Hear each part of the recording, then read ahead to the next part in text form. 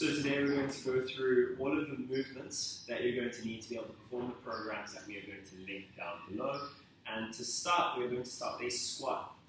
When you squat, you're going to keep your hips roughly hip width apart, and you start with your feet with a slight turn out, as shown. And as you squat, knees drive over the toes, chest nice and upright, all the way down to parallel, and then back up. You can alter the turnout of your feet and the width of your feet so you feel comfortable in your hips. That is the most important thing. You want to make sure that your hips come at least to parallel, or you can go lower if that feels good for you. We're then going to move on to the wall sit.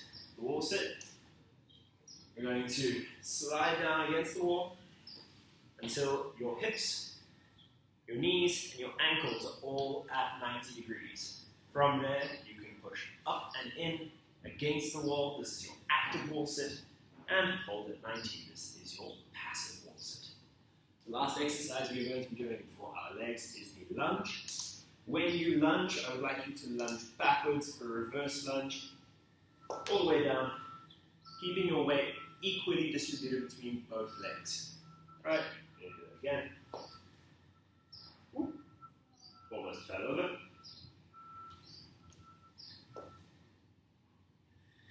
And when you do jumping lunges, I want you to jump through both legs. We want to jump straight up, not forwards and backwards. Right? So you're going to jump up and switch. When you balance, balance using your hips, not your hands. Try and keep your hands in front of you as shown. We're now going to move on to the push-up. When you do your push-ups, your hollow position is very, very, very important. Lazy hips, you're going to hurt your wrists. Keep nice and tight in your core, nice flat back. And this is the position you're going to call front support, or push-up position. From here, when you do your push-ups, you're going to lower your chest to within a fist width of the floor, right? If that is too difficult, you can lower yourself down, drop your knees, press back up. That is called an eccentric push-up. If that is too hard, you can hold this assisted position and do the push-up from there. When you do your push-ups, do not allow your elbows to flare out to the side. Really, really important. We want your elbows tucked by your sides, right about 45 degrees. Don't have to be brushing your lats, just not out there. So when you do the push-up, it looks like that, right?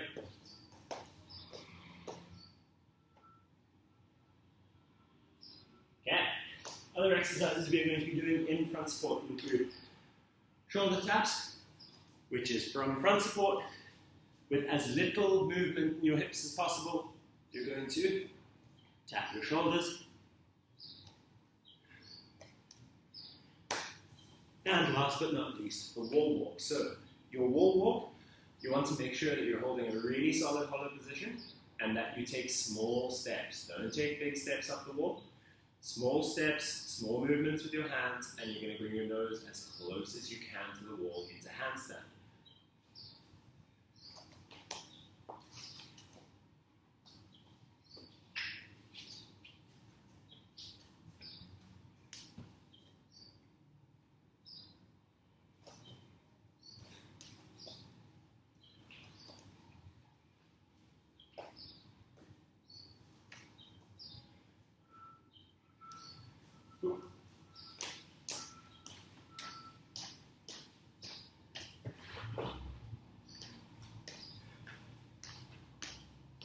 For shoulder flies, I'm using 2 wooden blocks, but you can use 2 bottles, you can use 2 books, anything of relatively equal weight that you can hold comfortably in your hands. And when you fly, you're going to keep the shoulders set down, nice and flat, as shown, and fly straight out to the side. Notice that the elbow is only coming up to shoulder height, not higher up, just to shoulder height. Over and over again.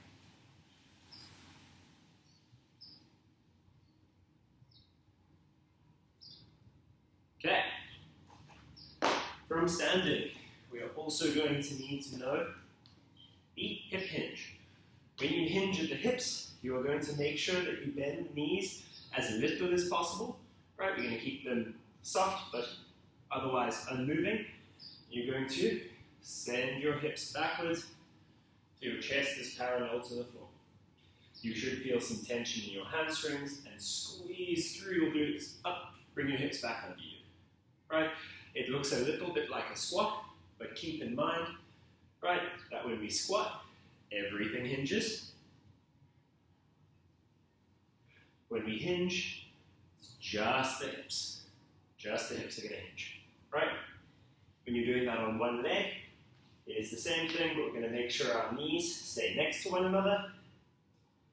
And we're going to hinge over and come back.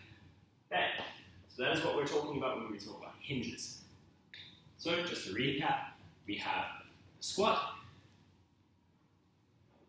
wall sit,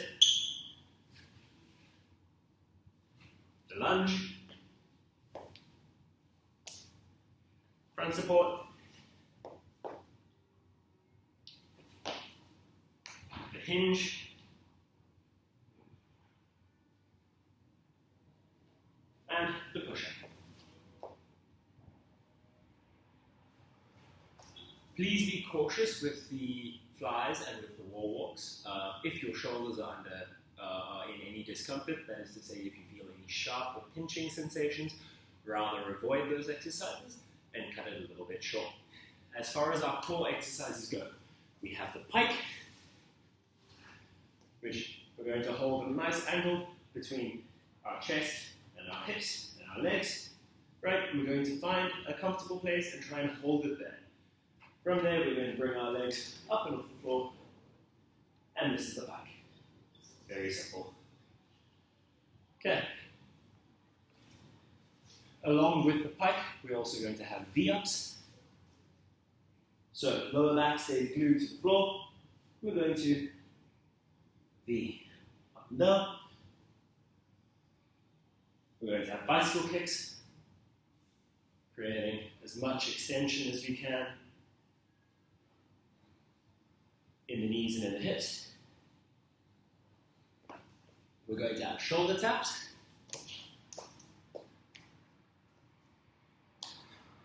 We're going to have sand lizards, which are kind of like shoulder taps, except if you bring your left hand off the ground, your right foot's going to come with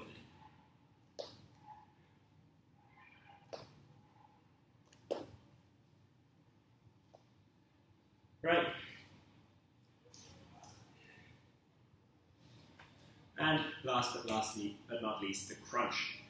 We're going to be doing crunches in different planes of motion, but what is common amongst all of them is that your lumbar spine, that is everything from your tailbone to about the middle of your back, stays glued to the floor, right? When you crunch, make sure that this does not happen. I know it's difficult to see, but you do not want to be able to slip a hand under your back. That stays glued to the floor so that you can crunch up. Very short motion, focusing on the abs. Right? And when we're working different planes of motion, we're not going to squeeze our abs in this funny direction. We're going to turn our hips and squeeze like that. Okay. So that covers all of our different movements we're going to use for the workouts. Try and keep in mind that you are able to go back to the video and check for form, but consistency is going to be key here. Making sure that you do the exercises at least twice a week is going to benefit you a lot more than doing them only once a week and trying to get everything as bulletproof as humanly possible. Right? Happy working out, and we will be posting new workouts hopefully every week. If not, make sure that you just add 10%, right? Only 10% volume or intensity to the exercises as you go along. Cool.